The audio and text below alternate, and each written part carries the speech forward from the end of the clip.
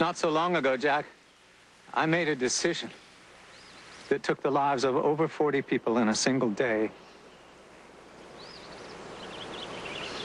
I'm telling you this because history is about to repeat itself.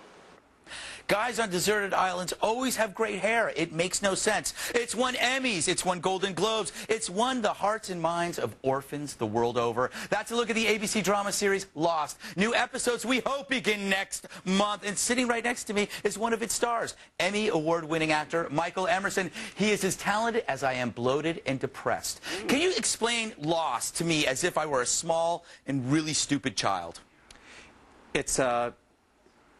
It's a meditation on the subjects of parapsychology and fate cloaked as an adventure program. Excellent. He doesn't even know what meditation is, much less parapsychology. That was good. Now, your character, Ben, he's the leader of a group called The Others. He is. A big question on the show is whether you are a good guy or a bad guy. How do you see it? Well, and call me naive, but I've always had a sort of a notion that he was ultimately going to be portrayed as heroic. Although we've seen him do some things that were sort of ruthless and questionable, but I still have hope. Yeah. Well, you always play villains, don't you? I have on television, and it's a mystery to me. You seem like a nice person. I think I am. Yes. Did you mutilate animals when you were a child? No, I didn't. Maybe you should. No. Go back in time. Now, last season, speaking of which, Lost ended with a flash forward that showed Jack and Kate off the island. Will this season start there or go back and show how they got to that point? We're going to do all of that. I mean, we will pick up in the present tense of the action, we will pick up right where we left off. But the new season will take place on an exciting sort of three-tiered time dimension. And those projections into the future are, I think, really exciting and really for adults. You're kind of scary. Yeah. But in a nice way. That's right. That's why he's a villain. Now, how much do the actors actually know about what's going on? Do the writers keep you in the dark up until like maybe a few pages of dialogue, or how much do you know? We're generally in the dark, and I know it's a disappointment to people that run into us on the streets. Yeah. But you know, I may get a script 2 days before it films, and there's nothing in advance. Yeah. Incredible. Now, last season, we got to see flashback scenes of Ben as a child and your real-life wife, Carrie Preston, playing Ben's mother. So, in a sense, your wife played your mom. Now, wasn't that kind of creepy once you both got home?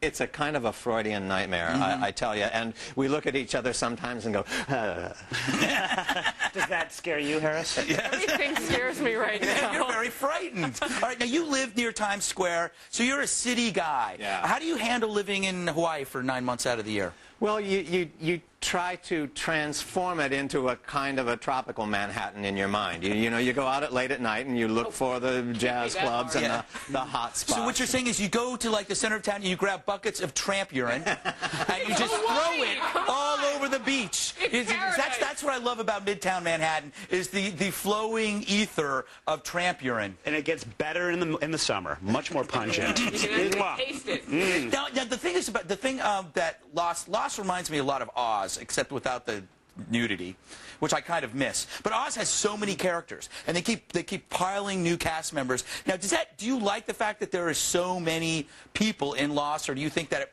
it might exhaust a viewer? No, I think it's exciting. They have a large story to tell, and they're telling it on many fronts. Yeah. And I think it's interesting how people come and go on the show. And of course, we have a whole new sort of frightening contingent of armed people coming into the show in season 4. Even scarier. Well, you're much more frightening. Exactly. Now, I got to ask you, how come everybody who's in Lost is getting DUIs? Is it because you have to drive everywhere in Hawaii? I think because the speed limit in Hawaii is absurdly low. Really? It's a tropical island that is just a big speed trap. I got to ask you one more question. You do audiobooks, don't you? I have done. Now, I imagine they must pay well, but I imagine how monotonous is that to read an entire book out loud? They don't pay well, and it is hard work. Yeah. But satisfying work. You will never know a book as well as you have once you've read every word of it into a microphone. That's what I'm just wondering, that would be the ultimate torture to sit there and go, imagine if it's like a really thick book. It's like you look at it, you go, every one of those words I got to say out loud.